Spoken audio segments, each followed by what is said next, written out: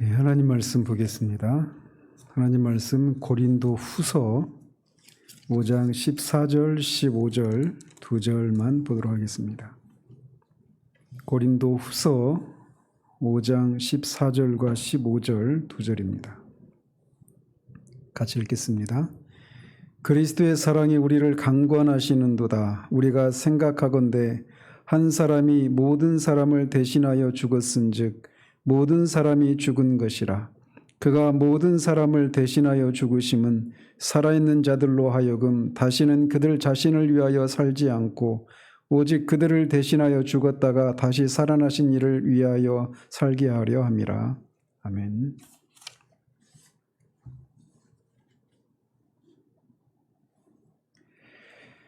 지난주에는 십자가의 공동체인 교회가 경축하는 공동체라고 하는 것을 가장 잘 드러내주는 것이 있다라면 그게 바로 성찬식이라고 말씀을 드렸습니다. 그러면서 이 성찬식에 대해서 점점 이렇게 시간이 흐르면서 성찬 제사라고 하는 이런 개념들이 이제 등장하기 시작을 했는데 과연 그 용어를 사용하는 것이 성경적인가 이 내용을 살폈습니다. 그러면서 가톨릭은 성찬을 미사 때 사제가 그 떡과 포도주를 넣고 축성할 때 그게 실제로 그리스도의 살과 피로 변한다. 이걸 소위 화채설이라고 하는데 그렇게 실제 그리스도의 살과 피로 변한 이 포도주와 떡으로 떡을 드리는 것이 그것을 통해서 그리스도의 십자가의 화목제사를 제사장의 역할을 하는 사제가 이렇게 드리는 것이다. 이렇게 얘기를 합니다. 그렇지만 개혁자들은 그것을 거부한다고 말씀드렸습니다. 그리스도의 희생제사는 영단번에 드려진 것이기 때문에 더 이상 반복되지 않고 반복될 필요도 없다라고 말씀드렸습니다. 대신 성찬은 그 희생제사에 대한 감사를 드리는 것이다 라고 말씀을 드렸어요. 그러면서 이렇게 감사를 드린다라고 이런 개념을 따라서 우리가 그 희생제사에 대한 감사로 성경은 우리에게 영적인 산제사를 드리라고 촉구하고 있는데 그 8가지 형태의 영적인 제사에 대해서 말씀드렸습니다. 이렇게 성찬에 대해서 개혁주의자들은 이런 입장을 가지고 있는데 이 가톨릭은 이렇게 그리스도의 제사와 십자가에서 희생제사와 우리의 제사를 우리는 이렇게 구분하고 있는데 개신교의 이 종교개혁을 반박해서 모였던 이 트렌트 공의회에서 이런 개혁자들의 이런 성찬관을 비난을 합니다. 그러면서 그들은 이렇게 얘기를 해요. 그 공의회가 1545년에서 64년까지 20년에 걸쳐서 집행이 모여졌는데 그 22회기 때인 1562년에 이런 결정이 내려졌습니다. 거기에 보면 이렇게 되어 있습니다. 미사에서 거행되는 이 신성한 제사에는 이전에 피 흘림으로 십자가의 제단에서 자신을 드리셨던 바로 그 그리스도께서 피 흘림 없는 제물로 바쳐져 있으므로 거룩한 공의회는 이것이 참으로 화목적인 것이라고 가르친다. 왜냐하면 이 제사로 인해 진노를 가라앉힌 주께서 은혜와 회개의 선물을 주시며 가장 중대한 범죄와 죄들이라도 용서해 주시기 때문이다.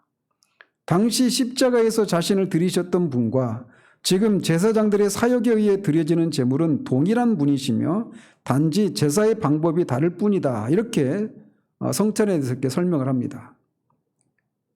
그래서 미사에서 이 성찬을 드리는 것은 화목제사를 드리는 것이라는 거예요. 그리고 화목제사 성격과 똑같이 죄 용서를 해주시는 그런 화목제사인데 다만 십자가에서의 그리스도의 희생제사는 피가 있는 제사였다면 성찬에서 드리는 이 화목제사, 이 미사 가운데 드려지는 이 성찬을 통한 이 화목제사는 피가 없는 제사다. 이렇게 구분을 합니다. 그러면서 교회법 1, 2, 3번에서 이렇게 또 얘기를 해요. 만일 미사에서 참되고 실제하는 제사가 하나님께 드려지지 않는다고 말하는 사람이 있다면 그를 파문시켜라. 그래서 루터도 다 파문을 당했죠. 그리고 교회법 2번에서 이렇게 말합니다. 만일 이것을 행하여 나를 기념하라고 하신 말씀에 의해 그리스도께서 사도 제사장들을 임명하지 않았다고 말하는 사람도 있다면, 즉 사제들이 사도라는 거예요. 사도 제사장이라고 합니다. 그래서 그것을 종교개혁자들은 인정하지 않는데, 만약에 그런 사도 제사장을 임명하지 않았다고 말하는 사람도 있다면, 또는 그들과 다른 제사장들에게 그분 자신의 몸과 피를 드리도록 명하시지 않았다고 말하는 사람이 있다면 그를 파문시켜라, 이렇게 결정을 내립니다. 또 교회법 3번에서는 만일 미사의 제사가 단지 찬양과 감사만을 드리기 위한 것이라거나 그것은 단지 십자가에서 완성된 제사를 기념하는 것일 뿐이며 화목적인 것이 아니라고 말하는 사람이 있다면 그를 파문시켜라, 이렇게 결정을 내립니다. 그러니까 종교개혁자들의 성찬관을 다 이들은 정죄를 한 것이죠. 비록 최근에 와서 이 카톨릭의 성찬식에 대한 의미가 조금 완화되었다고는 하지만 여전히 그들의 주장에 우리가 받아들일 수 없는 세 가지 내용이 들어 있습니다. 즉, 미사의 제사는 날마다 드리는 그러나 피 없는 그리스도의 제물로서 십자가에 들으신 그분의 피 있는 제사와는 다르고 그것을 보충하는 것이라는 거예요.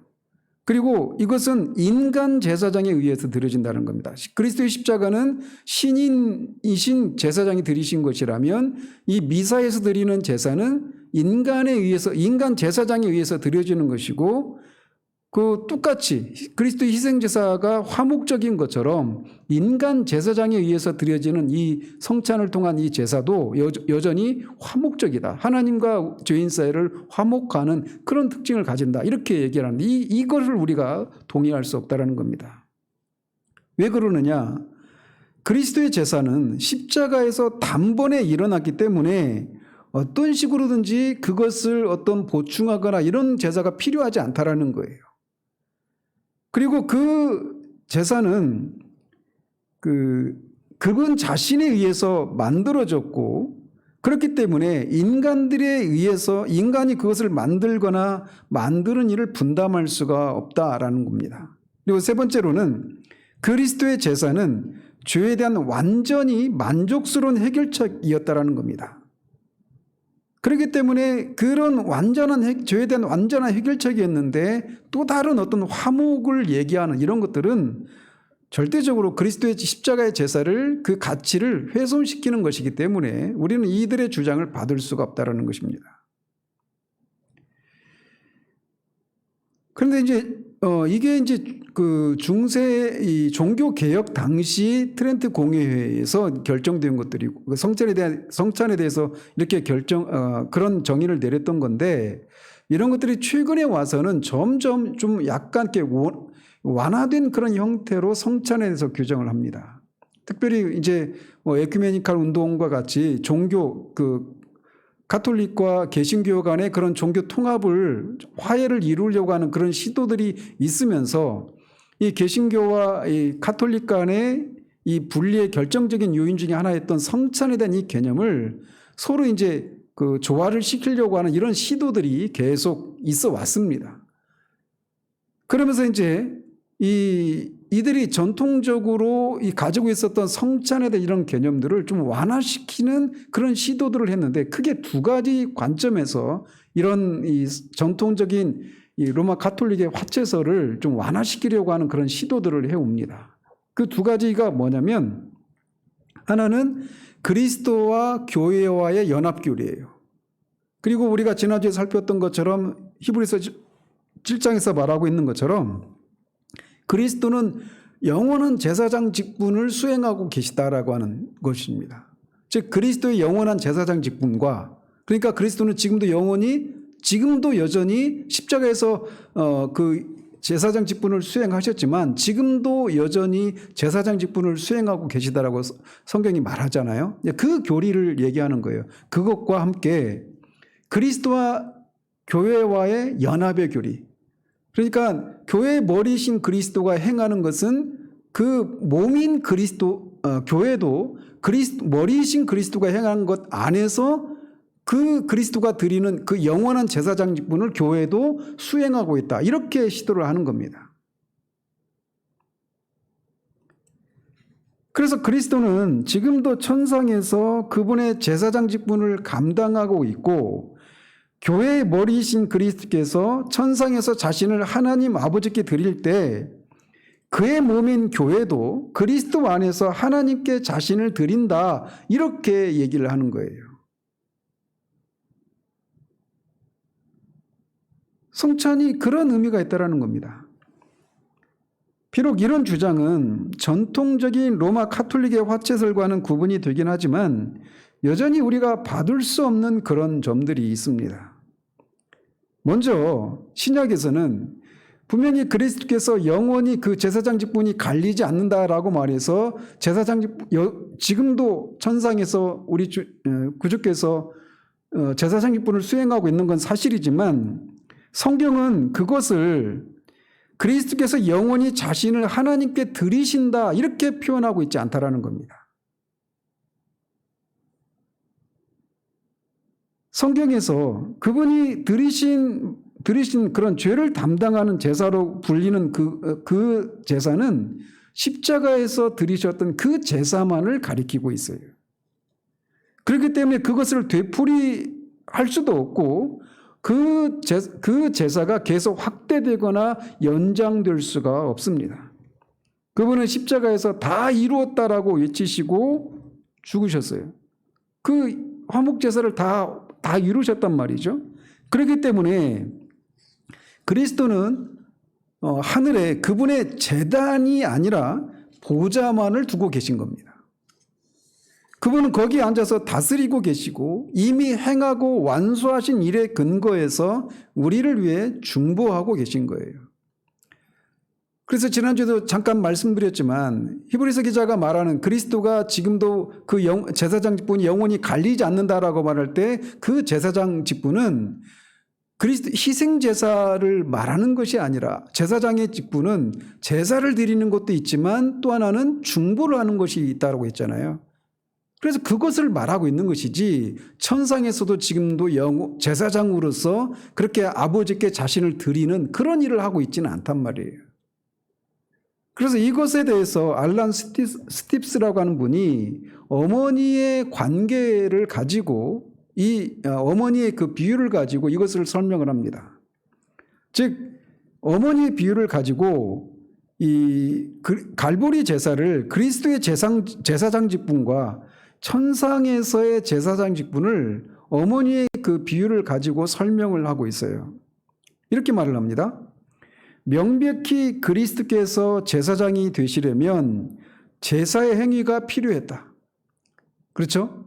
제사장은 제사를 드리는 사람이니까 제사가 필요했죠. 마치 여자가 어머니가 되려면 아기를 출산하는 일이 필요한 것과 마찬가지다. 여자가 어머니가 되려면 아이를 출산해야 돼요. 이제 입양하는 것도 마찬가지겠죠. 그렇지만 그렇다고 해서 어머니의 경우 이제부터는 어머니인 그녀에게 의지하는 자녀들에게 있어서 그녀가 항상 그들을 낳고 있다는 뜻은 아니다. 여자가 어머니가 되려면 아이를 낳아야 되죠. 근데 그 낳은 아이들이 어머니에게 의지하고 있잖아요. 근데 그 아이를 낳은 어머니는 그 아이를 낳은 어머니이면서 또 동시에 그 낳은 아이가 자신을 의지할 때도 또 다른 의미에서 어머니예요. 그렇다고 해서 그녀가 그 아이들이 어머니에게 의지하고 있다고 해서 그 어머니가 그 아이를 지금도 낳고 있다, 이렇게 말할 수는 없단 말이죠. 그녀가 아이를 낳는 행위는 그들에게 없어서는 안 되는 일일 뿐만 아니라 이미 이루어진 일이다. 그들이 지금 누리는 것은 아이를 낳는 일 이후에 있는 어머니로서의 여러 가지 다른 보충적인 일들이다. 그리스도의 제사장 직분에서도 마찬가지로 그분의 화목제사는 없어서는 안 될 뿐 아니라 이미 이루어진 일이다. 마치 어머니가 그 아이를 낳는 일이 이미 있어야만 어머니가 되고 또 그 일은 이미 이루어졌기 때문에 어머니인 것처럼 그리스도께서 화목제사 그분이 제사장 직분을 감당할 때 화목 제사는 반드시 있어야 되는 거예요. 그리고 이미 그 제사는 드려졌죠. 그렇지만 이제 어머니로서의 직분과 마찬가지로 제사장 직분의 기본적인 기능을 이렇게 성공적으로 이행한 이후에는 은혜의 보좌에서 행해지는 다른 보충 사역들이 있으며, 이는 그 제사장께서 이미 화목된 그분의 백성을 위해서 수행하시는 것이다. 이렇게 어머니의 비유를 가지고 설명을 합니다. 즉 다시 말씀드리면 여자가 어머니가 되기 위해서는 아이를 낳는 일이 필요하죠. 그런 것처럼 그리스도께서 제사장이 되시기 위해서는 화목 제사를 드려야 돼요. 그리고 그 일은 이미 이루어졌습니다. 그런데 어머니가 아이를 낳고 그냥 그것으로 끝나는 것이 아니라 아이를 돌보고 양육해야 되잖아요. 그런데 그것을 어머니가 그 아이들을 계속해서 낳고 있다 이렇게 말할 수가 없잖아요. 아이를 낳을 때의 어머니 역할이 따로 있고 그 낳은 아이를 양육하고 보호하는 어머니 역할이 따로 이렇게 있는 것처럼 그리스도의 직분 역시 그렇다라는 것입니다.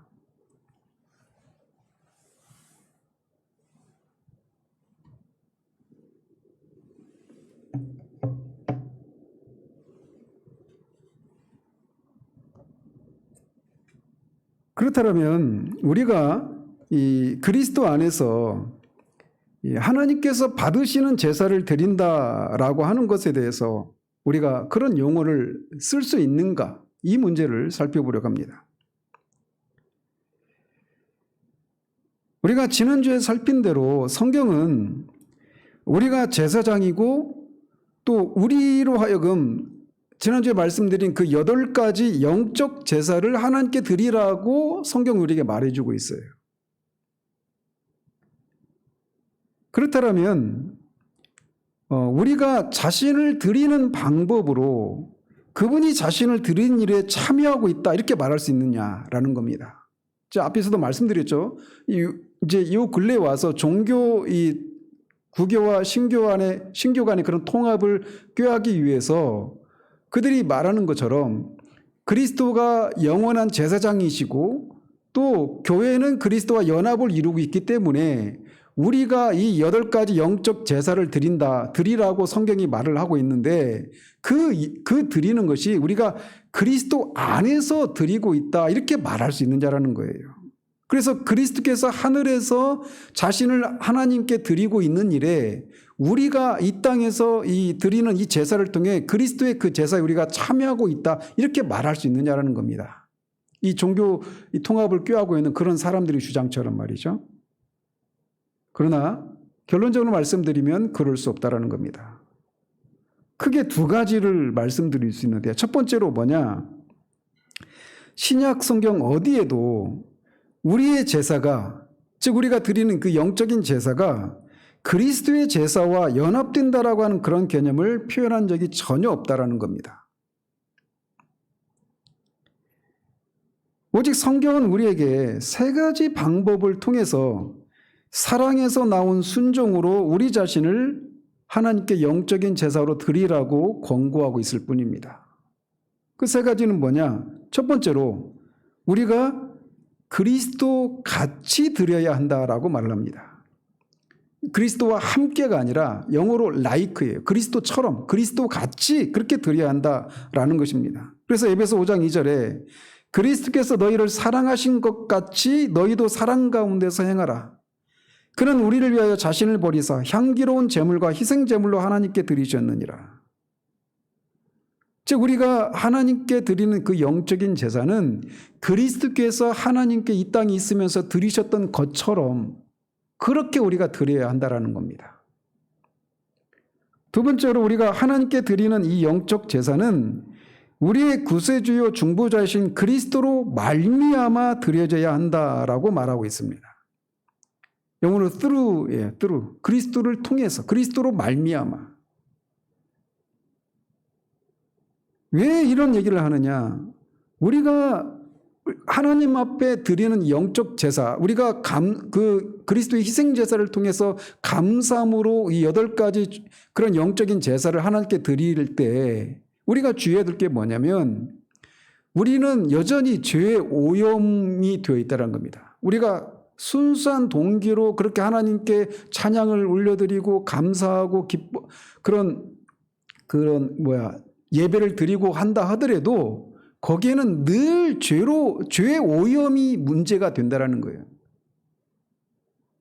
그렇기 때문에 우리가 그렇게 하나님 앞에 드리는 그 영적인 제사가 그리스도를 통해서만 드려져야 하나님께서 받으실 수 있는 거예요. 그래서 이제 이건 또 이제 나중에 또 성화의 교리에서 좀 더 이렇게 심화된 내용이긴 한데, 우리가 아무리 순수한 농기로 하나님께 찬양하고 예배하고 기도하고 해도 거기에는 늘 불순한 것들이 끼어 있을 수밖에 없습니다. 그런데 어떻게 우리가 하나님, 그 거룩하시고 완전하신 하나님께 우리의 찬양을, 기도를 올려드린다고 할 수 있을까요? 그것을 하나님이 받으신다고 어떻게 확신할 수 있을까요? 그것은 그리스도를 통해서 드릴 때만 가능한 것입니다. 그래서 우리가 하나님께 드리는 영적인 제사는 먼저는 그리스도 같이 드려야 되고, 그리스도처럼 드려야 되고, 또 그리스도를 통해서, 그리스도를 말미암아서만 드려야 한다라고 말을 하고 있어요. 또 세 번째로, 우리는 그리스도께서 우리에게 주신 바 죽음으로부터 건진 새로운 삶을 그분만을 위해서 살도록, 그래서 우리 자신을 그리스도께로, 그리스도를 위해서 드려야 한다라고 말하고 있습니다. 오늘 본문에서 말하고 있는 게 그래요.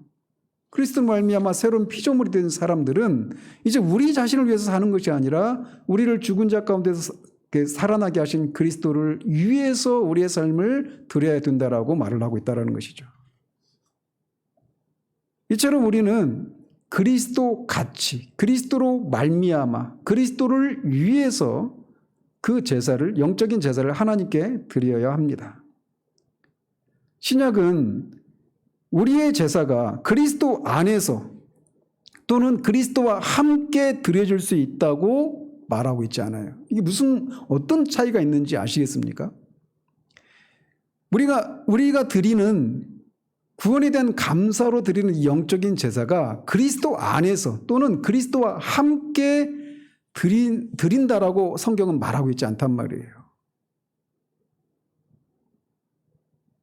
분명 우리는 그리스도 안에서 의롭다함을 받고 용서받고 양자가 되고 새로운 피조물이 됩니다. 그렇지만 우리가 그리스도 안에서 그분과 연합해서 우리의 찬양을 그분의 찬양과 합해서 하나님께 드린다, 이렇게 말하고 있지 않아요. 왜? 그리스도는 우리와 함께 하나님을 예비하는 분이 아니라 그리스도도 여전히 우리의 찬양을 받으시는 분이시지 우리와 함께 하나님을 찬양하고 예배하는 그런 분이 아니라는 거예요. 그렇기 때문에 그리스도 안에서 또는 그리스도와 함께 영적인 제사를 하나님께 드린다, 이렇게 말할 수가 없다는 겁니다. 심지어 우리가 완전하게 된 그런 영화로운 상태 가운데 있을 때 드리는 그런 예배 가운데서도 우리는 그리스도와 함께 하나님을 예배하는 것이 아닙니다. 그때도 여전히 그리스도는 하나님과 함께 우리의 찬양과 예배의 경배의 대상이 되시는 것이죠. 자, 이렇게 우리가 그리스도 안에서 우리가 드리는 그 예배를 통해서 그리스도 안에서 그리스도가 하나님께 드리는 그 제사에 우리가 동참한다라고 말할 수가 없다라는 거예요. 이런 이유로, 첫 번째 이유로. 두 번째, 우리의 제사가 그리스도 안에서 드려지는 것이다, 이렇게 말할 수 있는 이유는 그리스도께서 드리신 것과 우리가 드리는 제사의 질적인 차이 때문이기도 합니다. 이것이 바로 신약이 우리 예배를 그리스도 안에서 그리고 그분과 함께 드리는 것으로 묘사하지 않는 결정적인 이유예요.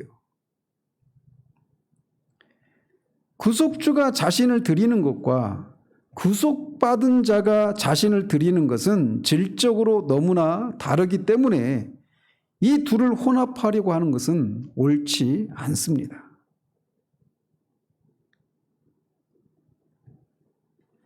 그리스도의 죽음은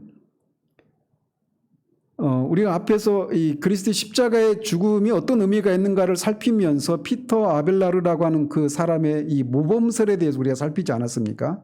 오래전에 살펴서 기억이 좀 간감하실 수도 있는데, 예수 그리스도의 죽음은 그 아벨라르가 말하고 있는 것처럼 그 하나님 아버지를 우리가 어떻게 사랑하고 어떻게 섬기고 순종해야 되는가에 대한 어떤 모범만이 아닙니다. 하나님은 우리 대신에 우리가 죽을 죽음을, 예수님은 우리 대신에 우리가 죽을 죽음을 죽으심으로 자신을 우리를 위한 대속물로 주신 거예요. 그분의 죽으심은 하나님이 우리를 얼마나 사랑하시는가를 보여주는 것도 아니고, 또 우리가 하나님을 사랑할 때 어떻게 해야 되는가를 보여주는 그런 모범 정도가 아니라는 겁니다. 그런 요소가 분명히 있어요. 그러나 본질적으로는 대속의 죽음인 거예요. 우리를 대신해서 그렇게 죽으신 죽음이라는 것이죠. 그렇기 때문에 그분은 우리의 대리자로서 죽으심으로써, 만약 그렇지 않았다면 우리가 경험했어야 할 죽음을 겪지 않게 해주신 것이죠. 또 우리의 대표 또는 본보기로 죽으심으로써 우리가 무엇을 해야 하는지를 우리에게 보여주고 있어요. 그래서 그리스도의 죽으심은 두 가지 의미가 있는 겁니다. 대속의 죽으심이에요. 그것은 우리가 흉내낼 수가 없는 거죠. 본받을 수가 없는 거죠. 오직 그분만이 하실 수 있는 거니까. 근데 또 이 어떤 대표, 본보기의 성격도 있어요. 그래서 만약에 십자가가 그냥 단지 아빌라르가 말하고 있는 것처럼 어떤 본보기나 어떤 대표적인 그런 것만 속했다면, 우리가 자신을 드리는 것과 그리스도께서 자신을 드리는 것이 서로 어느 정도는 이렇게 관계가 있다, 좀 뭐 비슷하다 이렇게 말할 수 있을지 모르지만 그렇지 않아요. 본질적으로 그리스도의 죽으심은 대속의 죽으심이기 때문에 이 그리스도의 죽으심, 그리스도께서 자신을 드리는 것과 우리가 자신을 드리는 것을 서로 같은 것이라고 또는 비슷한 것이라고 말할 수가 없다라는 것입니다. 그리스도께서 자신을 드리는 것과 우리가 자신을 하나님께 드리는 것은 절대적으로 구별해야만 하는 것입니다.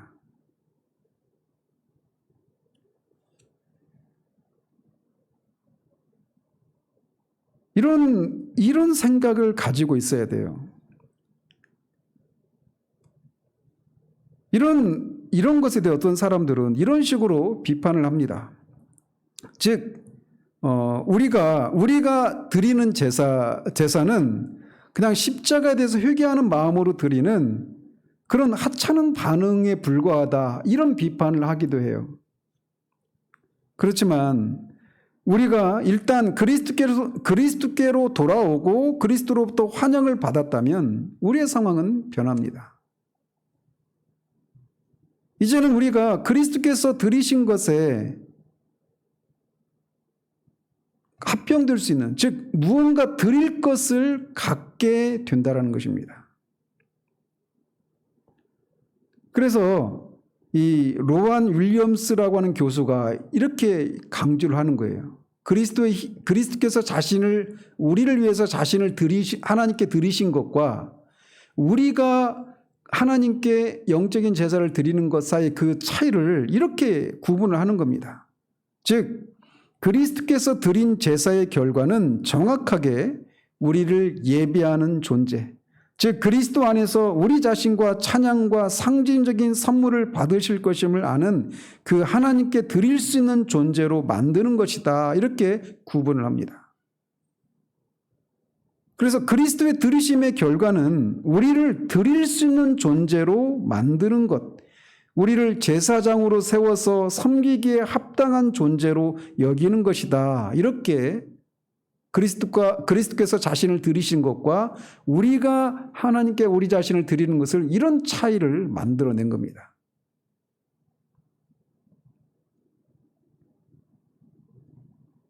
그렇다면 예배는 우리에게 회심하지 않은 불신자의 배역을 맡겨서 우리의 구원을 재현하도록 구성해야 되는가? 이 무슨 말이냐? 결국은 이 로마 카톨릭에서 말하는 게 그거잖아요. 우리가 그 그 성찬을 통해서 이 화목 제사를 드리는 것이다. 이렇게 가톨릭은 말하잖아요. 피 없는 제사를 통해서. 즉 그 얘기는 뭐냐면 우리가 불신자로서 우리의 구원을 재현하도록 하는 이런 것이 예배냐 이렇게 물을 수 있다는 것이죠. 근데 결론적으로 말씀드리면 그렇지 않다라는 겁니다. 왜? 우리 예배는 우리가 불신자로서 구원을 받기 위해서 드리는 그런 제사가 아니에요. 오히려 우리가 이미 그리스도 안에 있고 이미 하나님의 자녀로 간주되고 그리고 나서 하나님 아버지께 대한 우리의 감사를 그리스도께서 십자가에 자신을 들이신 것과 연합시키는 것이 예배다라는 것입니다. 예배를 통해서 우리가 구원을 받기 위해서 드리는 그런 성격의 것이 아니라는 거예요. 오히려 우리가 이미 구원받고 하나님의 자녀가 되고 양자가 된 것에 대한 감사로 드리는 것이라는 거죠. 게다가 그리스도의 제사는 질적인 면에서만 우리의 제사보다 뛰어난 것이 아닙니다. 그리스도의 제사의 특성도 우리와 달라요. 우리가 드리는 제사와 다릅니다. 그렇기 때문에 그리스도가 드리는 제사와 우리가 드리는 제사를 섞으려고 시도해서는 안 되는 겁니다. 그것은 안전하지도 않습니다. 우리는 왜 이런 것을 말씀을 드리냐면 우리도 모르게 마치 하나님께 우리 예배를 드리고 기도를 드리고 찬양을 드리고 하는 감사를 드리고 한 이런 것들 할 때 우리도 모르게 무의식 중에 마치 우리가 하나님께 드릴 수 있는 그 무엇이 우리에게서 기인한다라고 하는 그런 생각을 우리도 모르게 가지고 있곤 합니다. 우리 자신이 하나님께 드릴 무엇인가를 갖고 있다고 생각하기가 쉬워요. 그리고 지금 우리가 기억해야 될 것은 우리가 먼저 받기 전에는 우리에게는 드릴 것이 아무것도 없다라는 사실입니다. 그렇기 때문에 우리가 하나님께 어떤 감사로 구원에 대한 감사로 이런 지난주에 살폈던 그런 8가지 그런 의미의 그런 영적인 제사를 드릴 때 그런 것을 다 드리고도 마치 우리가 이것을 드리지 않았습니까? 라고 자기 의를 내세울 수가 없는 거예요. 왜? 그렇게 될 수 있기 위해서는 먼저 우리가 그리스도의 희생제사를 통해서 하나님으로부터 구원을, 은혜를 받았기 때문에 그것이 가능하다라는 것입니다. 그런데 오늘날 이것을 우리가 망각하고 있기 때문에 하나님 앞에서 또 사람 앞에서 내가 이런저런 것들을 하지 않았는가라고 하면서 그것을 공로로 인정받으려고 하는 또 그것이 공로로 인정받지 못하는 것에서 우리의 마음이 상하기도 하고 비뚤어지는 그런 원인이 바로 여기 있는 거예요. 다시 말씀드리지만 우리가 받기 전에는 우리에게는 드릴 것이 하나도 없습니다. 성찬식은 바로 그것을 우리가 고백하는 거예요. 그래서 이 로안 윌리엄스라고 하는 교수는 이렇게 말을 합니다. 그리스도인의 삶에서 모든 진보는 그가 하나님을 받아들인 것을 생생하게 재현하는 데 달려있다. 이게 무슨 말이냐? 한 사람이 영적으로 성장하기 위해서는 먼저 이 사실을 늘 기억하는 거예요. 내가 하나님을 위해서 무엇인가 감사로 여러 가지 영적인 제사를 드리게 되는 것은 그 일이 있기 전에 하나님이 먼저 나에게 이런저런 구원의 은혜를 주셨기 때문에 가능하다라고 하는 것을 늘 기억하는 것에 달려있다라는 것입니다. 그래서 마이클 그린이라고 하는 분도 이렇게 얘기를 하는 거예요. 우리가 여전히 죄인으로서 받을 자격이 없는 자들에게 날마다 내려주시는 하나님의 은혜에 전적으로 의존하고 있다는 사실에서 결코 벗어나지 못한다. 우리는 무엇을 드리러 오는 것이 아니다. 우선 받으러 온다. 성찬식의 특성 자체가 바로 이것을 선포한다. 우리는 먹으러 오는 굶주린 자들이다. 우리는 자격이 없는 자로서 주님의 만찬에서 값없이 환영을 받는다.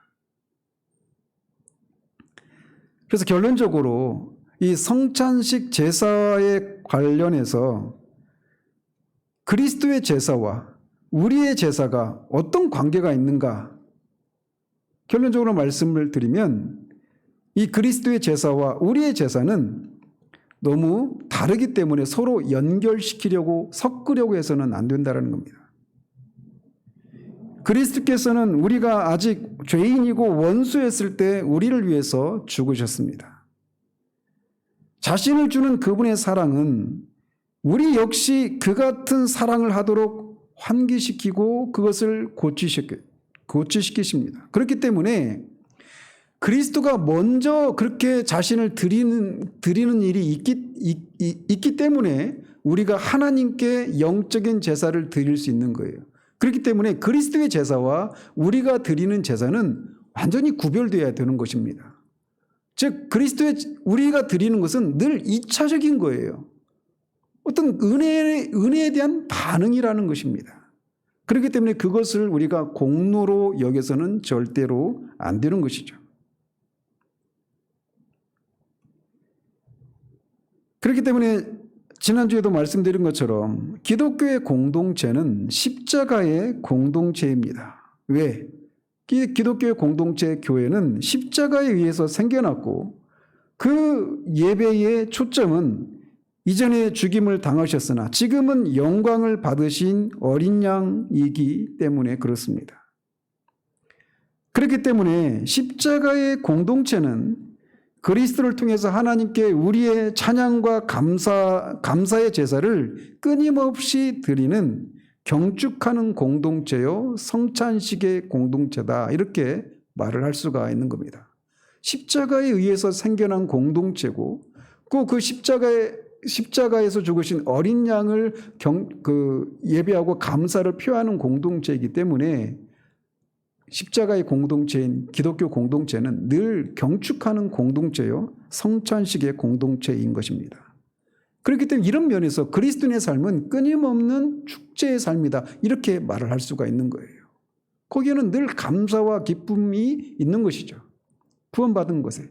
그런데 그런 면에서 우리의 삶을 우리가 하나님께 드릴 것을 촉구받고 있는 그 8가지 종류의 그 영적인 제사를 드리는 우리 자신의 모습을 다시 한번 돌아봐야 합니다.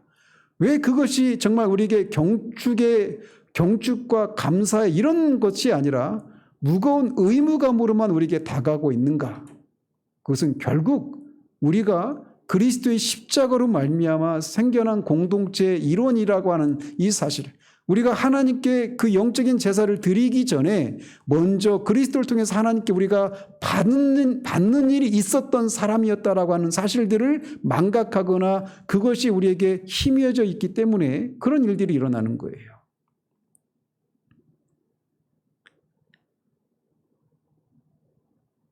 우리는 우리의 유월절 양이 우리를 위해서 희생을 당하셨기 때문에 우리가 지키는 절기는 그 어린 양의 희생을 그것에 따르는 영적인 축제와 함께 기쁨으로 기념하게 되는 겁니다. 우리는 그 축제에서 그 제사에서 우리가 그 무엇인가를 드리는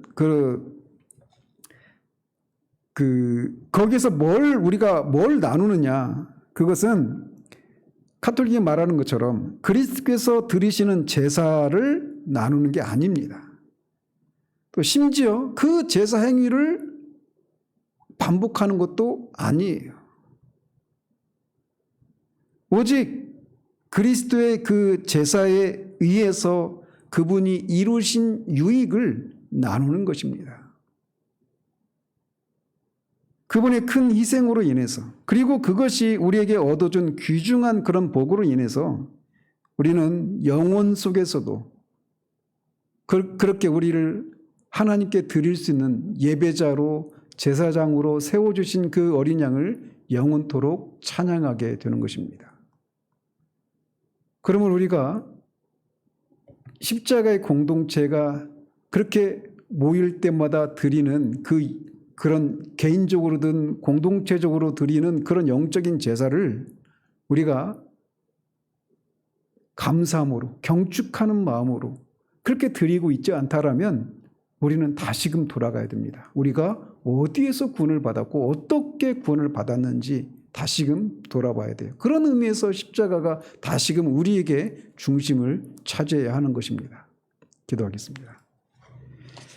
하나님 아버지, 우리가 3주에 걸쳐서 이 십자가의 공동체가 경축하는 공동체라고 하는 것에 대해서 우리가 살펴보았습니다. 경축하는 공동체의 가장 그 특징을 드러내는 것이 있다라면 성찬식이고, 그 성찬이 무엇을 의미하는지, 성찬이 과연 제사라고 하는 말을 쓸 수 있는지, 쓸 수 있다라면 어떤 의미에서 사용할 수 있는지, 그리고 그 용어가 우리가 드리는 그런 제사와 그리스도의 제사 사이에는 어떤 차이가 있는지, 그 관계들은 무엇인지에 대해서 살펴보았습니다. 아버지 하나님, 우리가 하나님 아버지께 하나님이 받으시는 그런 영적인 산 제사를 드릴 수 있게 되는 것은 먼저 그리스도의 그 희생 제사를 통해서 우리가 하나님부터 받았기 때문에 우리가 하나님께 드릴 수 있는 사람이 되었음을 기억할 수 있도록 하나님 도우시옵소서. 그래서 그런 것이 우리에게 공로가 되어서 그 공로에 따라 하나님이 보상해 주지 않는 것을 인해서 마음이 토라져 있거나 그것을 하나님 앞에 내세우고 또 사람 앞에 그것을 내세우는 그런 우리들 되지 않기를 소원합니다. 소극적인 측면에서 그렇지 않을 뿐만 아니라 하나님께 드리는 그런 영적인 제사 속에 정말 우리 안에 진정으로 그런 경축하는 마음이, 감사하는 마음이 가득한 그런 영적 제사를 하나님께 올려드리는 그런 우리들 될 수 있도록 십자가를 통해서 우리가 십자가 밖에 있었을 때 어떤 사람들이었고 그 십자가가 우리에게 어떤 것이었는지 다시금 기억함으로 그렇게 경축하는 공동체로서 드리는 경축하는 그런 제사들을 올려드리는 그런 우리들 될 수 있도록 도와주시기를 원합니다. 예수 그리스도 이름으로 기도합니다. 아멘.